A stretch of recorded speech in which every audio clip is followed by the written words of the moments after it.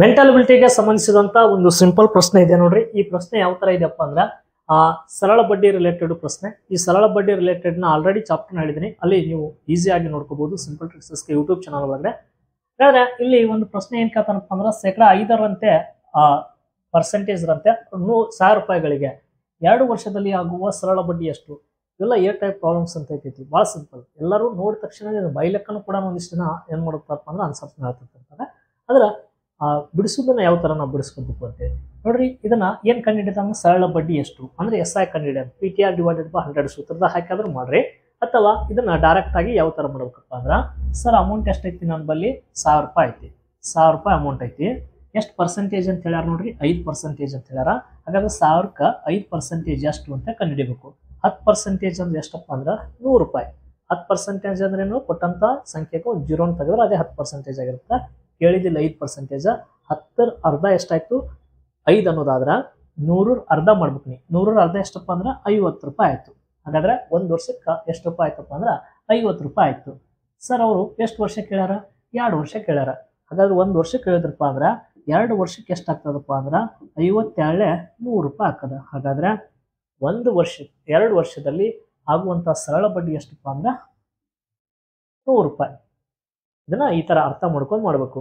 ಇದೇ ತರ sir rate ಕಂಡು ಹಿಡಿದು ಯಾವ ತರ ಆರ್ ಕಂಡು ಹಿಡಿದು ಟೈಮ್ ಕಂಡು ಹಿಡಿದು ಅಥವಾ ಏನಪ್ಪಾ ಅಂದ್ರ ಟೈಮ್ ಕಂಡು ಹಿಡಿದು ರೇಟ್ ಕಂಡು ಹಿಡಿದಾಯ್ತು, SI ಕಂಡು ಹಿಡಿದಾಯ್ತು, ಇನ್ನು ಕಂಪೌಂಡ್ ಇಂಟ್ರೆಸ್ಟ್ ಚಕ್ರ ಬಡ್ಡಿ ಕಂಡು ಹಿಡಿದು ಇವೆಲ್ಲ ಕಾನ್ಸೆಪ್ಟ್ಗಳು ನೀವು ಕ್ಲಿಯರ್ ಆಗಿ ಅರ್ಥ ಆಗ್ಬೇಕಪ್ಪ ಅಂದ್ರೆ ಸಿಂಪಲ್ ಟ್ರಿಕ್ಸ್ ಯೂಟ್ಯೂಬ್ ಚಾನಲ್ಗೆ ಹೋಗ್ರಿ, ಅಲ್ಲಿ ಚಾಪ್ಟರ್ ಹೇಳಿದ್ರಿ, ತಾವೆಲ್ಲ ನೋಡ್ಕೋಬಹುದು. ಮೆಂಟಲಿಬಿಲಿಟಿ ರಿಲೇಟೆಡ್ಗೆ ಇಲ್ಲೊಂದು ಸಿಂಪಲ್ ಪ್ರಶ್ನೆ ಇದೆ ನೋಡ್ರಿ.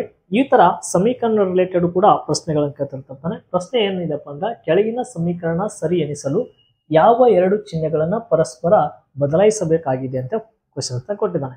ಅಂದ್ರ ಇಲ್ಲೊಂದು ಸಮೀಕರಣ ಕೊಟ್ಟನ, ಆ ಸಮೀಕರಣ ಒಳಗಡೆ ಮತ್ತ ಏನ್ ಕೊಟ್ಟಿದ್ದಾನಪ್ಪ ಅಂದ್ರೆ ಆ ಸಮೀಕರಣ ಟೋಟಲ್ ಬಿಡಿಸಿದಾಗ 50 ಆಗ್ತದತ್ತ. ಹಾಗಾದ್ರೆ ಅದು 50 ಆಗ್ಬೇಕಾಗಿತ್ತಪ್ಪ ಅಂದ್ರ ನಾವ್ ಇಲ್ಲಿ ಇರುವಂತ ಚಿಹ್ನೆಗಳನ್ನ ಯಾವ್ದನ್ನು ಬದಲಾಯಿಸಬೇಕು ಅಂತ ಕ್ವಶನ್ಸ್ ನ ಕೇಳ್ದಂಗಿದ್ದು. ಹಾಗಾದ್ರೆ ಯಾವ್ದನ್ನು ಬದಲಾಯಿಸಬೇಕು ಅಂತ ಹೇಳ್ಬೇಕಂತ ಬಂದಾಗ ಇಲ್ಲಿ ನೋಡ್ರಿ 36 ಐತೆ, ಅದನ್ನ ಆಸ್ ಇಟ್ ಈಸ್ ನ ಬರ್ಕೋತೀನಿ. ಇಲ್ಲಿ ಪ್ಲಸ್ ಐತಿ, ಪ್ಲಸ್ ಅಂತ ತೆಗೆದು ನಾವು ಪ್ಲಸ್ ತೆಗೆದ್ರ ನೀವು ಇಲ್ಲಿ 2 ಆಪ್ಷನ್ಸ್ ಗಳನ್ನ ನೋಡ್ಬೇಕು. ಸರ್ ಮೈನಸ್ ತೆಗೆದ್ರಪ್ಪ ಅಂದ್ರ ಮೈನಸ್ ತೆಗೆದು ಏನ್ ಮಾಡ್ಬೇಕು? ಡಿವೈಡೆಡ್ ಬೈ ಮಾಡ್ಬೇಕು.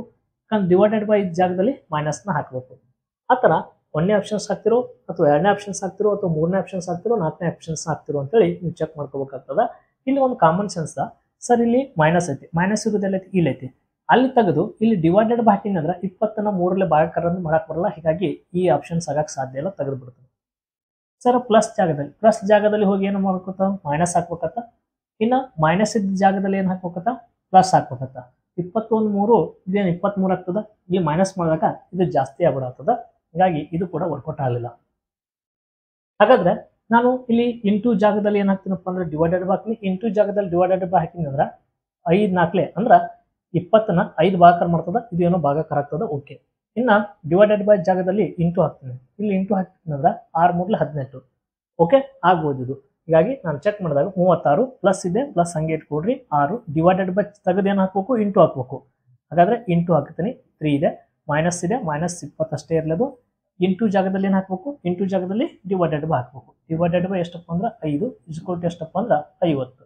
ಇಷ್ಟ ಹಾಕಿ ಇನ್ನು ನೆಕ್ಸ್ಟ್ ಏನ್ ಮಾಡಬೇಕಪ್ಪ ಅಂದ್ರೆ ಸಮೀಕರಣನ ಬಿಡಿಸ್ಬೇಕು. ನೋಡ್ರಿ 36 ಫಸ್ಟ್ಗೆ ಡಿವೈಡೆಡ್ ಬೈ ಬಿಡಿಸ್ರಿ. 36 ಪ್ಲಸ್ ಇದು ಡೈರೆಕ್ಟ್ ಇದನ್ನ ಬಡಿಸಿದ್ರು ನಡೀತದ. 6 3 ಎಷ್ಟಪ್ಪ ಅಂದ್ರೆ 18 ಮೈನಸ್ 5 4 ಎಷ್ಟಪ್ಪ ಅಂದ್ರೆ 20. 5ನ 20 ಭಾಗಿಸಿದ್ರೆ ಏನ್ ಬರ್ತದಪ್ಪ ಅಂದ್ರೆ 4 ಬರ್ತದ. 5 4 20 ಅಂತ ಕರಿತೀವ. ಇಸ್ಕೊಲ್ಟು ಎಷ್ಟಾಗತ್ತ? 50 ಆಗುತ್ತೆ. ಈಗ ನೆಕ್ಸ್ಟ್ ನೋಡ್ರಿ ಪ್ಲಸ್ ಗಳನ್ನ ಕೂಡಿಸ್ರಿ. 36 ಒಂದು 18 ಎರಡು ಕೂಡಿಸ್ರಿ 54 ಆಗ್ತದ. 36 ಇದನ್ನ 2 ಹಾಕಿದ್ರಪ್ಪ ಅಂದ್ರೆ ಎಷ್ಟು ಆಗ್ತದೆ? ಇದು 50 ಆಗ್ತದ. ಇನ್ನು ಮ್ಯಾಗಿನ 4 54 ಆಗ್ತದೆ. ಮೈನಸ್ 4 54ರಾಗ 4 ಕಳೆದ್ರೆ ಎಷ್ಟಪ್ಪ ಅಂದ್ರೆ ಇದು 50 ಉಳಿತದ. 50 ಇಸ್ಕೊಲ್ಟು ಏನಾಗ್ತದಪ್ಪ ಅಂದ್ರೆ ಇದು ಕೂಡ 50 ಆಗ್ತದೆ. ಅಂದ್ರೆ ಸಮೀಕರಣ ಏನಾಗ್ತಪ್ಪ ಅಂದ್ರೆ ಈಕ್ವಲ್ ಆಯ್ತು. ಹಾಗಾದ್ರೆ ಆ 2 ಚಿಹ್ನೆಗಳನ್ನ ಯಾವ್ದು ಬದಲಾಯಿಸ್ಬೇಕಪ್ಪ ಅಂದ್ರೆ ಆಪ್ಷನ್ಸ್ 3 ಇದಕ್ಕೆ ಏನಾಗ್ತದಪ್ಪ ಅಂದ್ರೆ ಸರಿ ಉತ್ತರ ಆಗ್ತದ. ಇಂಟು ಜಾಗದಲ್ಲಿ ಹೋಗಿ ಡಿವೈಡೆಡ್ ಬೈ ಜಾಗದಲ್ಲಿ ಹೋಗಿ ಇಂಟುನ ನೀವು ಬದಲಾಯಿಸಬೇಕಾಗ್ತದ. ಈ ತರ ಪ್ರಶ್ನೆಗಳಿಗಾಗಿ ಪೇಜ್ನ ನಮ್ಮ ಎಲ್ಲಾ ಸೋಷಿಯಲ್ ಮೀಡಿಯಾದಲ್ಲೂ ಕೂಡ ಸಿಂಪಲ್ ಟ್ರಿಕ್ಸ್ ಅಂತಿದೆ, ಅದನ್ನ ಫಾಲೋ ಮಾಡ್ಕೊಳ್ಳಿ. ಸ್ಪರ್ಧಾತ್ಮಕ ಪರೀಕ್ಷೆ ಒಳಗಡೆ ಒಂದು ಚಾಪ್ಟರ್ ಬಹಳ ಇಂಪಾರ್ಟೆಂಟ್ ಯಾವುದಪ್ಪ ಅಂದ್ರೆ ಹೇಳಿಕೆಗಳು ಮತ್ತು ತೀರ್ಮಾನಗಳು ಅಥವಾ ಹೇಳಿಕೆಗಳು ಮತ್ತು ನಿರ್ಣಯಗಳು ಅಂತ ಕೂಡ ಒಂದೊಂದು ಕಡೆ ಕೊಟ್ಟಿರ್ತಾನೆ. ಹಾಗಾದ್ರೆ ಈ ಚಾಪ್ಟರ್ಗೆ ಸಂಬಂಧಪಟ್ಟಂತ ಪ್ರಶ್ನೆಗಳು ಹೈಯೆಸ್ಟ್ ಬರ್ತವೆ, ಬಟ್ ಬಹಳ ಈಸಿಯಾಗಿ ಕ್ವಶನ್ಸ್ಗಳನ್ನು ಕೂಡ ನಾವು ಬಿಡಿಸ್ಕೋಬಹುದು.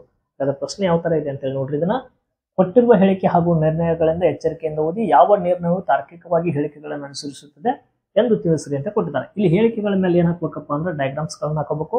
ಇಲ್ಲಿ ನಿರ್ಣಯಗಳ ಮೇಲೆ ಈ ಯಾವ ಆಪ್ಷನ್ಸ್ ಗಳು ಕರೆಕ್ಟ್ ಆಗ್ತಾವ ಅಂತ ಹೇಳಿ ಚೆಕ್ ಮಾಡ್ಕೋಬಹುದು. ಇಷ್ಟೇ ಇದು ಕಾನ್ಸೆಪ್ಟ್ ನೋಡ್ರಿ. ಕೆಲವು ಶಿಕ್ಷಕರು, ಕೆಲವು ಅಂತ ಬಂದಾಗ ಡಯಾಗ್ರಾಮ್ಸ್ ಗಳನ್ನ ಈ ತರ ಹಾಕ್ರಿ, ಎಲ್ಲಾ ಅಂತ ಬಂದಾಗ ಒಳಗಿಂದ ಒಳಗಡೆನೆ ಈ ತರ ಹಾಕೋತ ಬರ್ರಿ. ನೆಕ್ಸ್ಟ್ ಕೆಲವು ಶಿಕ್ಷಕರು ಸಹಾಯಕರತ್ತ. ಕೆಲವು ಶಿಕ್ಷಕರು ಏನಾದಾರಪ್ಪ, ಇವರು ಶಿಕ್ಷಕರು ಅವರು ಏನಾಯ್ದಾರಪ್ಪ ಅಂದ್ರೆ ಅದ್ರ ಒಳಗೆ ಒಂದಿಷ್ಟು ಜನ ಏನಾಗಿದಾರಪ್ಪ ಅಂದ್ರ ಸಹಾಯಕರದಾರ. ಅಂದ್ರೆ ಇವ್ರು ಸಹಾಯಕರು, ಇವ್ರು ಯಾರಾಗ್ತಾರ ಈಗ ಶಿಕ್ಷಕರಾದ್ರು. ಹೌದಾ. ಇನ್ನ ನೆಕ್ಸ್ಟ್ ಎಲ್ಲಾ ಸಹಾಯಕರು ಕವಿಗಳತ್ತ. ಎಲ್ಲಾ ಸಹಾಯಕರು ಎದ್ರ ಒಳಗಡೆ ಬರ್ತಾರತ್ತ, ಕವಿಗಳು. ಅಂದ್ರೆ ಸಹಾಯಕರಿಲ್ಲದ್ರ ಈ ಎಲ್ಲಾ ಸಹಾಯಕರು ಎದ್ರ ಒಳಗಡೆ ಬರ್ತಾರತ್ತಪ್ಪ ಅಂದ್ರ ಕವಿಗಳ ಒಳಗಡೆ ಬರ್ತಾರಪ್ಪ ಅಂದ್ರ ಕವಿಗಳನ್ನ ಈ ತರ ಹಾಕೋಬೇಕು. ಕವಿಗಳು ನೋಡ್ರಿ, ಎಲ್ಲಾ ಅಂತ ಬಂದಾಗ ಮುಂದೆ ಒಂದು ವರ್ಡ್ ಒಳಗೆ ಬರುತ್ತವೆ ಅಥವಾ ಒಳಗೆ ಬರುತ್ತಾರೆ ಅಂತೇಳಿ ಇಷ್ಟು ಬರ್ಕೊಂಡ್ಬಿಟ್ರಪ್ಪ. ಎಲ್ಲಾ ಸಹಾಯಕರು ಕವಿಗಳ ಒಳಗಡೆ ಬರುತ್ತಾರೆ, ಎಲ್ಲಾ ಸಹಾಯಕರು ಕವಿಗಳ ಒಳಗಡೆ ಬರ್ತಾರೆ. ಇದನ್ನ ಇಷ್ಟು ಡಯಾಗ್ರಾಮ್ ಹಾಕೊಂಡಾದ್ಮೇಲೆ ನಾವು ಏನ್ ಚೆಕ್ ಮಾಡಬೇಕಪ್ಪ ಅಂದ್ರೆ ಆಪ್ಷನ್ಸ್ ನ ಚೆಕ್ ಮಾಡಬೇಕು. ನಿರ್ಣಯಗಳನ್ನ ಕೆಲವು ಶಿಕ್ಷಕರು ಕವಿಗಳತ್ತ. ಸರ್ ಶಿಕ್ಷಕರೆಲ್ಲದಾರ ಇಲ್ಲಿ ಇಲ್ಲದಾರ, ಕವಿಗಳೆಲ್ಲದಾರ. ಈ ಬ್ಲಾಕ್ ಗೆರಿ ಕವಿಗಳನ್ನು ಸೂಚಿಸ್ತಾಗ್ತದೆ. ಶಿಕ್ಷಕರಿಗೆ ಕವಿಗಳಿಗೆ ಏನಾರ ರಿಲೇಷನ್ಸ್ ಐತ ನೋಡ್ರಿ. ಈಗ ಶಿಕ್ಷಕರ ಛೇದನವನ್ನು ಮಾಡ್ಕೊಂಡು ಹೋಗೈತೆ ಇದು. ಅಂದ್ರ ಈ ಶಿಕ್ಷಕರ ವೃತ್ತವನ್ನ ಇದೇನ್ ಮಾಡ್ಯಪ್ಪ ಅಂದ್ರೆ ಛೇದಿಸ್ಕೊಂಡು ಹೋಗ್ಯದ. ಹಾಗಾದ್ರೆ ಕೆಲವು ಜನ ಏನಾಗಿರ್ಬೋದಪ್ಪ ಅಂದ್ರೆ ಕವಿಗಳಾಗಿರ್ಬೋದು. ಅಂದ್ರೆ ಕೆಲವು ಶಿಕ್ಷಕರು ಕವಿಗಳು ಆಗಿರಬಹುದು. ಹಾಗಾಗಿ ಇದು ಒಂದು ನನಗೆ ಏನಾಗ್ತದಪ್ಪ ಅಂದ್ರೆ ಕರೆಕ್ಟ್ ಅನಿಸ್ತಾ ಇದೆ. ಇನ್ನ ಎರಡನೇದು ಕೂಡ ಕರೆಕ್ಟ್ ಆಗ್ತದಲ್ಲ ಚೆಕ್ ಮಾಡ್ರಿ. ಎಲ್ಲಾ ಕವಿಗಳು ಸಹಾಯಕರು. ಅಂದ್ರೆ ಎಲ್ಲಾ ಕವಿಗಳು ಸಹಾಯಕರ ಒಳಗಡೆ ಬರ್ತಾರ, ಕವಿಗಳನ್ನೇ ಹೊರಗದಾರ, ಸಹಾಯಕರು ಇಲ್ಲಿ ಒಳಗಡೆ ಅದಾರ. ಹಾಗಾದ್ರೆ ಎಲ್ಲಾ ಕವಿಗಳು ಈ ಸಹಾಯಕರು ಒಳಗಡೆ ಬರ್ತಾರ ಅಂತಿದಾರ. ಒಳಗಡೆ ಇಲ್ಲ, ಕೆಲವರು ಇರ್ಬೋದು ಆದ್ರೆ ಎಲ್ಲರೂ ಬರಲ್ಲ. ಹೀಗಾಗಿ ನಮಗ ಎರಡನೇ ಹೇಳಿಕೆ ಏನಾಗ್ತಪ್ಪ ಅಂದ್ರೆ ಇದು ನಿರ್ಣಯ ತಪ್ಪಾಯ್ತು. ಹೀಗಾಗಿ ರೈಟ್ ಆನ್ಸರ್ ಏನಾಗ್ತದೆ ಈಗ ನಿರ್ಣಯ 1 ಅಥವಾ 2 ಯಾವುದೂ ಅನುಸರಿಸುವುದಿಲ್ಲ. ನಿರ್ಣಯ 1 ಅಥವಾ 2 ಅನುಸರಿಸುತ್ತವೆ. ಇದು 2 ಅನುಸರಿಸುವುದಲ್ಲ, ಒಂದನೇದು ಅನುಸರಿಸ್ತದ. ಇಲ್ಲಿ 1 ಅಥವಾ 2 ಅನುಸರಿಸ್ತಾವತ್ತ, 2 ಇಲ್ಲ, ಎರಡನೇ ತಪ್ಪೈತೆ ನನಗಿಲ್ಲಿ. ಹಾಗಾದ್ರೆ ನಿರ್ಣಯ 1 ಮಾತ್ರ ಅನುಸರಿಸುತ್ತದೆ. ನಿರ್ಣಯ ಇದು ಏನಾಗ್ತದಪ್ಪ ಅಂದ್ರೆ ಒಂದನೇದು ಮಾತ್ರ ಕರೆಕ್ಟ್ ಇದೆ. ಹೀಗಾಗಿ ಆಪ್ಷನ್ಸ್ 3 ಏನಾಗ್ತದಪ್ಪ ಅಂದ್ರೆ ಇದಕ್ಕೆ ಸರಿ ಉತ್ತರ ಆಗ್ತದೆ. ಈ ತರ ಈ ಚಾಪ್ಟರ್ ಮೇಲೆ ಕ್ವಶನ್ಸ್ ಬರ್ತಾವು. ಇದನ್ನ ಅರ್ಥ ಮಾಡ್ಕೊಂಡ್ರೆ ಬಹಳ ಈಸಿಯೆಸ್ಟ್ ಚಾಪ್ಟರ್ ಇದು. ಸ್ಪರ್ಧಾತ್ಮಕ ಪರೀಕ್ಷೆಗಳಿಗೆ ಅತಿ ಹೆಚ್ಚು ರಿಪೀಟ್ ಆಗ್ತಿರ್ತದ. ಈ ತರ ಕ್ವಶನ್ಸ್ ಗಳನ್ನ ಫಾಲೋ ಮಾಡ್ಕೊಡ್ರಿ. ಧನ್ಯವಾದಗಳು.